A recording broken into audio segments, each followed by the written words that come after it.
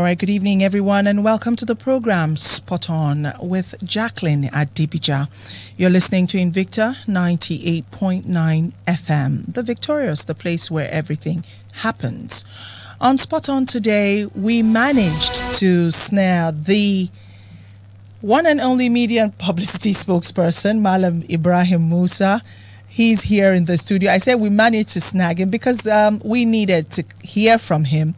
And while I welcome him quickly, Malam Ibrahim, it's great to have you once again with us in the studio. Always a pleasure being here. I'm just going to go right off and talk about the elephant in the room. The fact that the governor, your principal, our governor, lost at his polling unit during this last local government elections. I mean, that had to be the first question. Yeah, let's talk about that. He lost. And he's also said quite a number of things about that. He said it was a win for democracy and other things. But would like to hear from you. Thank you very much. I would have loved for you to phrase the question this week. Why don't you start from the good news? Meaning that we are the first to pioneer electronic voting in Nigeria. This is a time where the National Assembly is playing ding-dong over the issue, dragging its feet over transmission of results. We did electronic voting, meaning voters went and actually voted on an electronic voting machine, and the results were transmitted for the second time. I think this calls for a pat on the back, this calls for kudos, this calls for praises, this calls for plaudits. Having said that, let me answer your question. He lost in his polling unit, yes. He lost the ward, yes. But like he said, it's victory for democracy. Why? If you're going by past precedents, which you've reported, every sitting governor or every ruling party almost always wins everything. You and I know that it's not possible to do that, that these figures are cooked up. Most times they are written even before the elections. But what the Malam Nasir El-Rufai administration has succeeded in doing is to rekindle hope in the electoral system. Is to make people come out that yes, their votes are going to count. Is to know that local government elections can really be free and fair. That a governor can lose in his polling station. This is the larger lesson for democracy. This is the bigger picture, not the small thing of losing or winning, but the mere fact that hopes are rekindled, the fidelity of the vote is being kept alive. I think that's the bigger picture of the story. And I think to that extent, like the governor said, democracy has triumphed. I don't know if I have answered your question. Well, indeed, we must give kudos for the fact that we gave that, we blazed that trail as a state. This talk of voting electronically and all of that. So yeah, we do give that to the Kaduna state government. And yeah, you did answer that question. But listening to one of the interviews of the governor, he had said that instead of it being a referendum on his own character, he thinks that was more about who was running at that time. Of course, he was not on the ballot. Of course, somebody was contesting for councillorship and chairmanship of Kaduna North local government. These are the people on the ballot. These are the people that campaigned. These are people who made promises, not the governor. So the mere fact that the governor lost his word or his polling unit is inconsequential in this matter because this is a council, local, county election. Still a party thing, though. It's a party thing, yes. If it's a party thing, yes. The party lost the word. It's a more appropriate imagery to invoke than to say the governor lost the word. Having said that, be that as it may, even if he has lost the word, to me is a victory. And to everyone, it's the single dominant issue in the news. Kaduna has done this, Kaduna has done that, Kaduna has done this, why not the National Assembly? What can Kaduna do that the National Assembly cannot do? Or the INEC, what can SICOM do that I cannot do? This is the big lesson.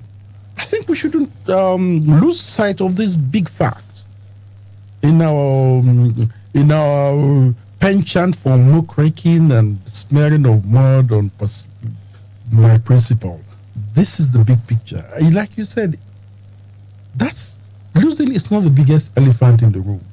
The bigger elephant in the room is winning and democracy to triumph, which is that we've restored fidelity in the ballot box in council elections.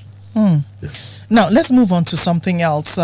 Another part of the spectrum as a whole, talking about education. During a very recent interview of Governor Malam Nasir Ahmed El-Rufai, he had said that he did not believe in the lowering of cutoff marks for students of the North, especially.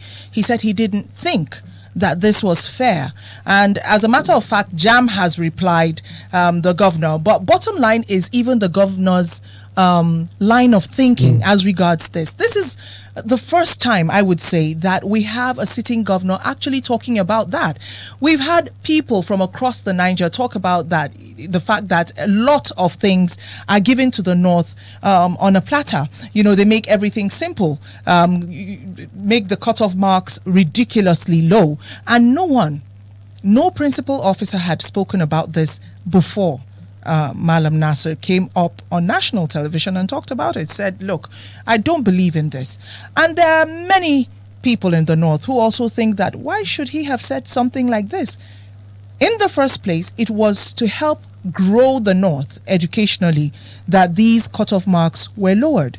So, is Malam Nasir not disenfranchising the North by coming out to say that, you know, I don't believe that cutoff marks should be lowered for students in the north of Nigeria? First and foremost, Governor Man Nasir El-Rufai is not in a popularity contest. Malam Nasir El-Rufai doesn't say things because he wants applause. Malam Nasir El-Rufai says things that are true without any political coloration. Malam Nasir El-Rufai says things straight from the hip, firing from all 6 cylinders. He's not your quintessential politician who colors this concept of the truth with other filters. What he said is a naked truth. For how long will the North be babysitted to catch up educationally? This system, like you said, has been there. We've been independent for 60, 61 years. When should this thing stop? This is reverse discrimination against other parts of the country. These things lower my self-esteem as a northerner. I've been in classes where I've beaten southerners. I've been in classes where southerners have beaten me. So, I don't want to be a quota professor, quota graduate, or quota journalist. I've worked in places in southern newspapers where I've become top-grade journalist. One of the people much sought after journalists. It didn't, I didn't get it because I was a northerner. I got it through grit, hard work, sweat, and toil. That is what Man Nasir El-Rufai is saying. It's a clear call that, look, roll up your sleeve, dust yourself off, and you can do it.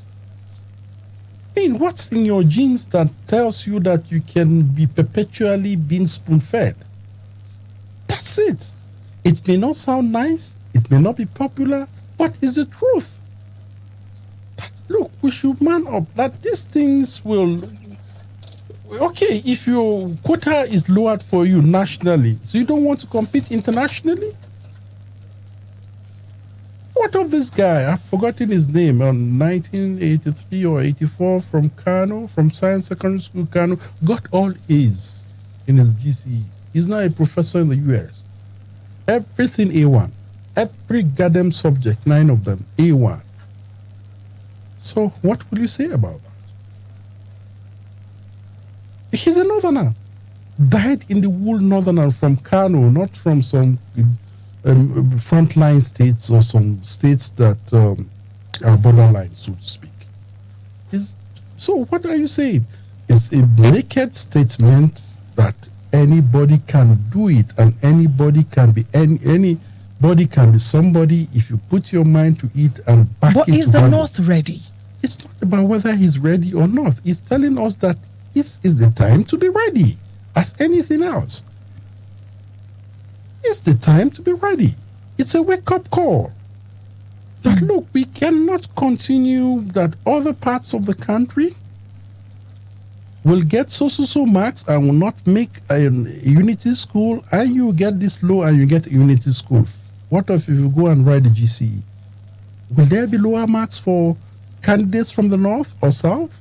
Or like Lord Jam said, will there be cutoff marks for northerners or southerners? If there is, for example, assuming without conceding there is, if you go to the university, will there be different course units for northerners and non-northerners? If, for example, you do, for example, let's concede it happens. If you go to the workplaces, so northerners will occupy junior positions because that's a function of ability and capacity. So these are the things. This is where the world is. This is where the world is going. So we should not sit down and be rooted in, shall I say, 19th century mentality. We're in the 21st century. You know, it's skills and education themselves. And in skills and education, there are no lowering of standards. There's the universality of standards in skills acquisition and education. This is what just the government is saying. Whether it's politically correct, that's debatable. Whether it is the right time to say it, also debatable. But is it the right thing? It is. Right.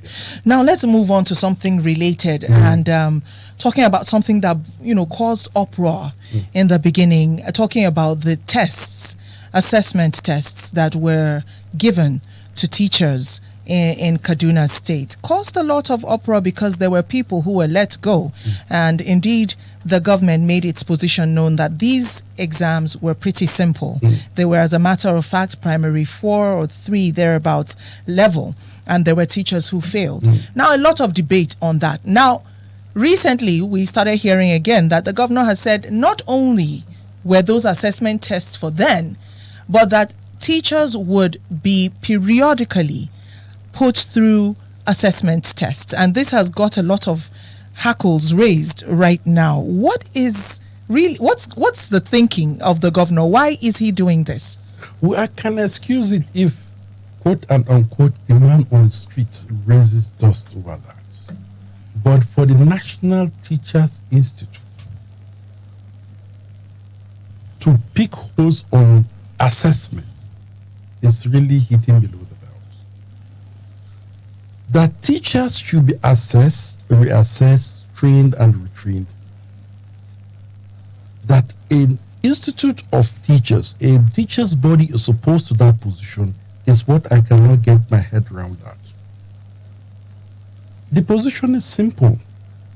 That yes, we did an assessment test and some people crossed the bar. Some people were hired, some people were weeded out. And ab initio, the governor or the government of Kaduna State mentioned or stated categorically that this thing will be periodic. Assessments will be done once in every 4 years, and it's 4 years after that.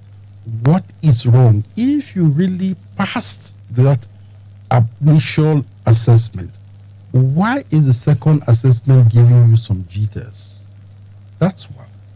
Look, man, Nasir is a trailblazer. Governor Nasir El-Rufai follows an uncharted course and people follow. Look, the bug is catching on assessment of teachers. Most states are assessing their teachers. And that is why even teachers that teach in public schools do not trust those public schools enough to put their children in them. So what are we talking about? What are we deceiving ourselves? He keeps boasting that he's a product of a public school. He went to LEA Cow, he went to Barewa College, and he went to ABU. But now, can he Can anybody put his child in these public schools? Let's be realistic. Why? Because of the teacher quality. Forget about infrastructure. That's secondary. When you have a brilliant student and a good teacher under the tree, you can train a first class. The teacher is the most important component of the education value chain. Once a teacher is not qualified enough to even know the issues, how can he impart knowledge? Look, we pay lip service to quality, but we don't want to sacrifice for quality. That's the fact. And because of political correctness, because of fear of elections, because of fear of criticisms, because of wanting to appear a good guy, we don't take tough decisions as leaders. When Malam Nasir El-Rufai, the executive governor of Kaduna State, was doing that in his first term, most politicos, what I call professional politicians, I say, no, this is the kind of thing you do in your second term because it will cost you your first term. And what happened? He won the election fair and square and weeded out bad teachers. And what do we have? High enrollment figures, high WAEC figures, high everything in Kaduna State. So what are we talking about? The education system in Kaduna, Kaduna State is center of learning, Jackie. It's not for nothing. Kaduna is part of Zazzau Emirate, and in House of Folklore, Zazzau Birnin Ilimi is the cradle of knowledge. Islamic and Western, we have more tertiary institutions in Kaduna State than any state in northern Nigeria. So what are we talking about? We have to clean the Augean stable. We have to start from the basics. We have to put the fundamentals right. We have to lay a solid foundation. And the teacher is key to all these things. And somebody, a teacher's organization, kicking against assessment of teachers? Is the NUT kicking against the assessment, or who will be handling the assessment? Look, the issue is neither here nor there. Who will be handling? That's not it. It's the back door of kicking against it. If you ask them to do it, all kinds of coloration will come into bear. That's when somebody would bring somebody who knows somebody to be occupied someplace. We don't want that kind of scenario. We don't want that kind of... If the NUT had been doing its work right, would we even come to this sorry pass? Would we need assessment and reassessment? We'll be talking about training and retraining. But here we're talking about assessment. Is that bad? You're a journalist. Don't you go for trainer courses and everything? Or when you want to switch jobs, won't you be assessed? You'll be assessed. Yeah, I came from Invicta, yes. I'm Jackie, people have had me. Yes, so what? It's all right to talk about driving, but we want to see you behind the wheels. That's the adage. Yeah, so...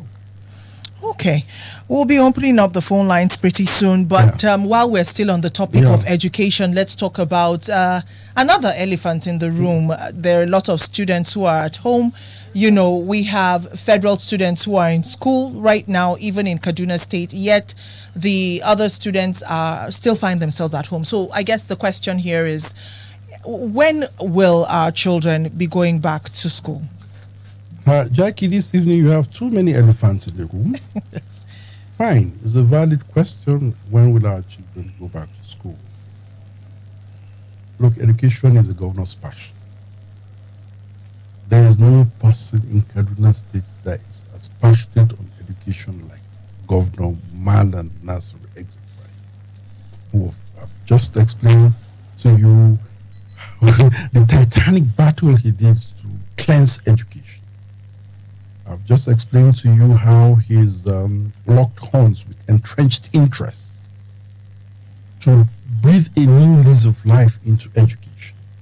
So somebody who will go the whole hog and sacrifice, quote and unquote, his political career for education instead of looking the other way like everybody else, you should know that his passion for education, public education for that matter, is above the common wrong.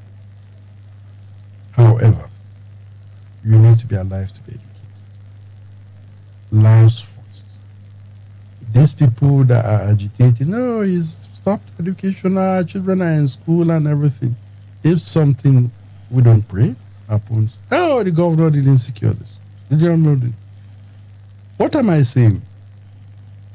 Security agencies, in collaboration with the state government and education authorities, have been working out a template, opening the schools in phases. There will be a phase opening from this week, from next week, God willing. There will be phase opening of schools that would take into cognizance the security situation in the state and the academic calendar. But the best thing is, we will not, like the governor keep assuring, we will not lose substantially. We will not lose any academic session, so to speak. It's to shorten the holidays and speed up some things. But substantially, we will catch up. Our pupils, our students will catch up. Catch up with the rest of Nigeria. Yes, with the rest of Nigeria. Right. Yeah, but I mean, ours is a knowledge-based government. Ours is an educationally driven government. Ours is a government that is animated by education. So these things are being worked out with due cognizance to life and security. No problem. Okay, so really cognizant of time, but I must ask this before we go on a quick commercial break. You know, the matter about security, you know, the governor has at different fora said that, look, this title of chief security officer of the state is by name. Yeah.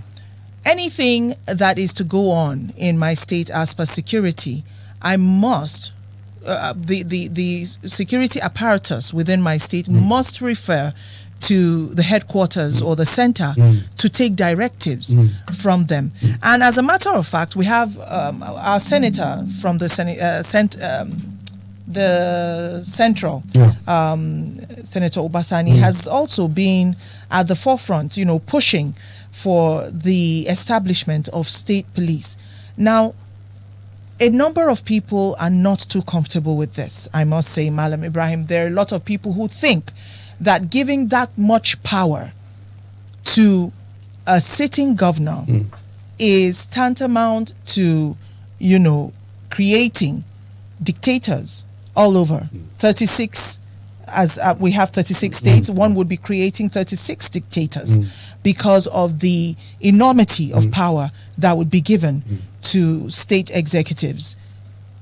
Why is the Kaduna state government, why does the Kaduna state government think that having state police or having security apparatus that answers directly to the chief security officer, which is the governor in this case, is the way to go?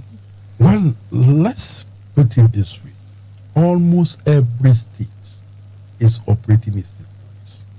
Whether you call them Hizba, whether you tell them Kaduna Vigilante, whether you call them Amotekun, whether you call them Eastern whatever network, these are state police by the back door. And why did they come? It's because the federal police is simply overwhelmed. And apart from being simply overwhelmed in terms of number, there's also this problem that you pointed out, chain of commands before taking action. Security things require prompt action. So the back and forth of the present situation is counterproductive to securing lives and property in every state. You know, you need to get, for example, the commissioner of police needs to get to the IG, to his AIG. You can't go to the IG direct as the commissioner of police. I mean, that's what the command structure is all about. The AIG, which commands the number of states under a zone, will now look at, go to the DIG operations and say, look, this part of Kaduna is overwhelmed, blah, blah, blah, the governor wants this. Then now DIG now goes to the AIG, the Inspection General of Police, for direct orders. And I don't know, maybe the IG would need some clearance from the governor. How many minutes are we talking about? How many hours are we talking? However, your fears are valid of centers of abuse. Well, it's a catch-22. Let me talk about Kaduna State where we are. That day you foresee a problem doesn't mean you should not enact it and put structures or put policies or put pillars to cushion the problem. You get it? Just because an idea is good, but is subject to abuse because of so and so, fine. You do not throw away the bathwater and the baby. Or is it the baby or the bathwater? I don't know how the proverb is. The correct baby the baby and the bathwater. You do not. And you do not cut the face to spite the face. Cut the nose to spite the face. You do not, because the idea is good and it's an idea whose time has come, but you will not implement it because of fear of abuse. Why don't you put checks and balances to curb this so-called abuse? It's real. I agree with you. The reflexes of man is to abuse power. But why do you act? Or why are there checks and balances in a democracy? We all agree that democracy is about representation and its best form of government.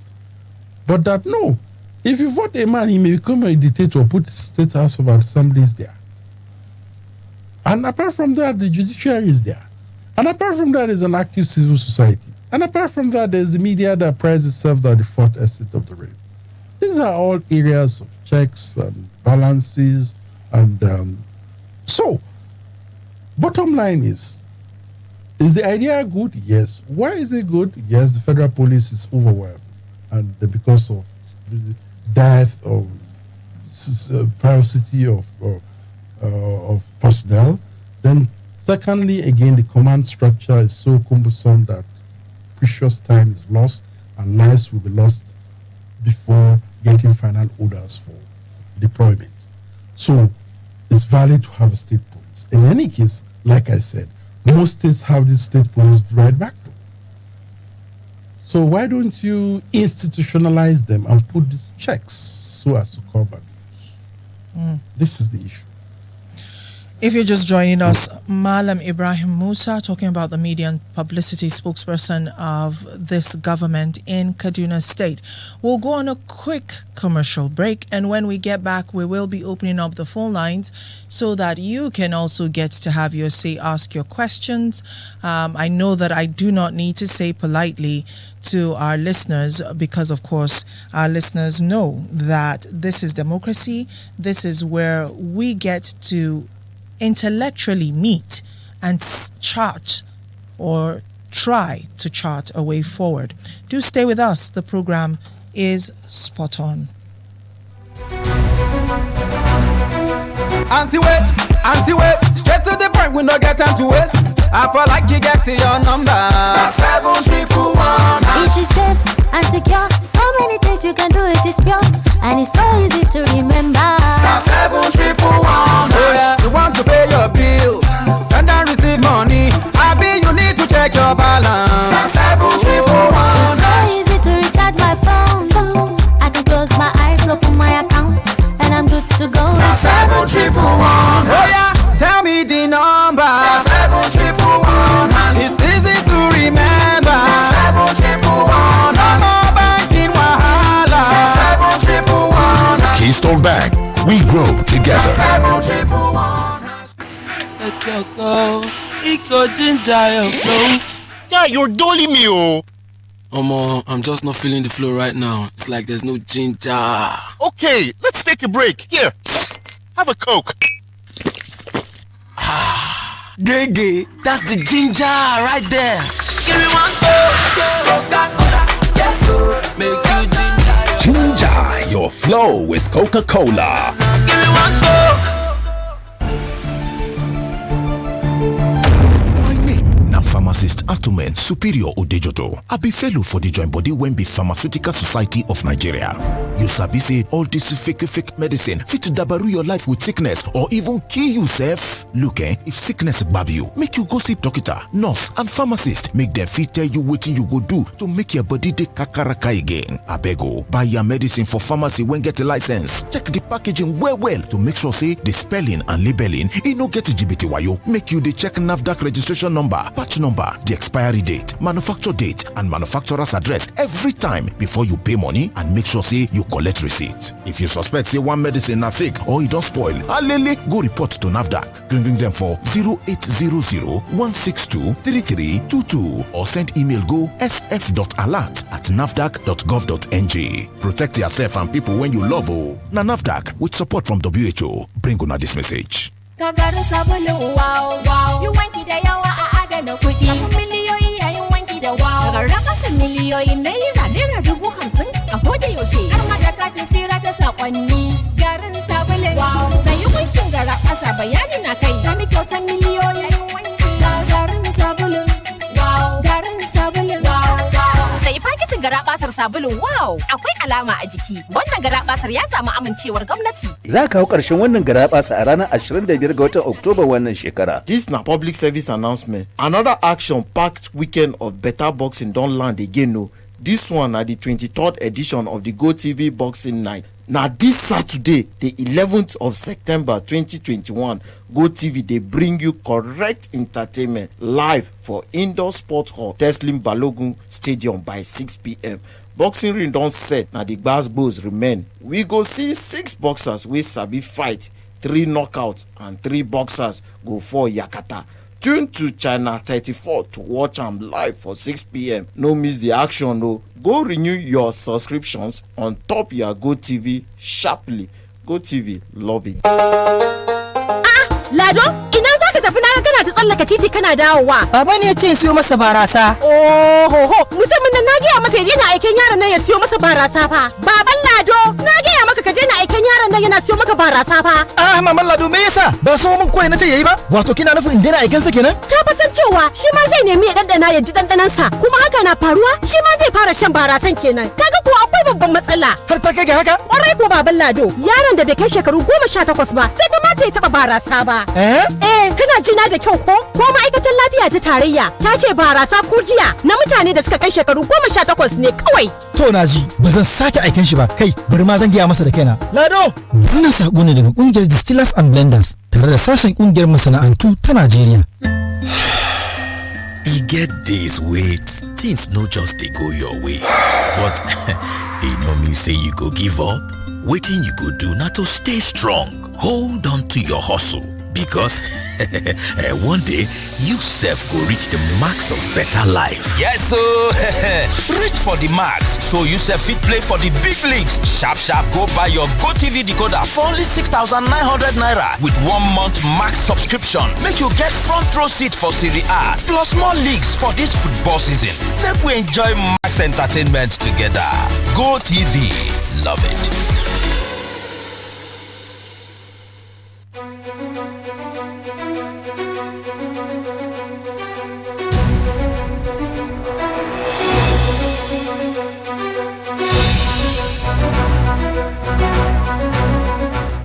All right, welcome back from that commercial break. Still with Malam Ibrahim Musa in the house, and he is the media and publicity spokesperson.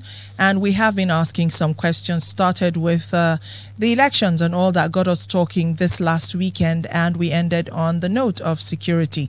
Time for us to get to hear from you. The lines are open. The numbers are 081 40,000 989 and 070 87800 989. Once again, that's 081 40,000 989 and 070 87800 989. Let's go straight to the point. Hello, good evening. Hello, good evening. Good evening, sir. Please, could you step away from your radio set? Yeah, I've done that already. No, you haven't. It's still... Okay. I think it's better now. Your name and where you're calling from? Okay, my name is Sunday from Kakuri. Go ahead, please. You're still close to where it is. You're still close. I welcome the guests. I welcome your guests in the studio. Thank you. Go ahead, please. Okay, I actually appreciate all that he has been saying, but I have like two concerns that perhaps the government needs to look into. Go ahead, sir. In as much as they are looking for quality teachers, I think they should not just be concerned about perhaps trying to show whether they are competent or not. The first exercise after it, I'm not sure there has been any capacity building to the teachers. I think if really they are trying to help the education sector, should there be programs like workshop for capacity building? Perhaps they will have noticed areas of deficiencies from the teachers, and then arrange or organize a program to train and train so that people will be well equipped. You cannot just say out and say they are not doing well, and then it's issue of SAP, it's issue of test, whether they pass the test or not. They should look into how will they develop these teachers better. It's not just to victimize them that they are not doing well. Okay. And then the welfare. They need to look into the welfare. Sometimes the teachers are in the class without mentally sound because of the economic depression in terms of a high rate of inflation. And they are equally people that need to meet up with their family demands. Okay, sir. There is no form of welfare package. You can imagine sometimes a teacher. All right, sir, you've made your point. There's so many calls coming in. You've made your point. Capacity building and let also them look into that. Yes, and also welfare. Capacity building is my major concern because since they came on board, there is no program that has shown that they are willing to develop the teachers. Okay. Thank you. And thank you, Mr. Sunday. Got your thoughts there. Let's take another call here. Hello, good evening. Madam, a very good evening. And a good evening to you too. Your name and where you're calling from? In person of Mala Ibrahim. I'm Kure by name. Calling from? From Starboard here. You're welcome, Kure, calling from Starboard. He has All right, go spoken ahead. very well. Yes. But my major concern or my question to him, it seems to me the governor is not helping the common man so that his children will school in Kaduna State. I have an example. The council student from 39,000 to 100,000. How are we going to make it? I think it's not helping us. He didn't come to help us. Secondly, about the issue of this insecurity of a thing. Helicopter will pass you by 2 a.m. going up and down, waking people in the night. But I've never heard that they've killed bandits or they've arrested bandits. Every day they keep on terrorizing us on daily basis. I've never had somebody that saw when they caught these people. What is the helicopter finding by that midnight? That's just that. Have a wonderful day. Thank you very much. And thank you too. Still taking your calls this evening. Hello, good evening. Good evening, Ms. Jacqueline. You're welcome. Your name and where you're calling from? Yeah, Engineer Manuel. All right, calling from. You're kind of in a noisy background.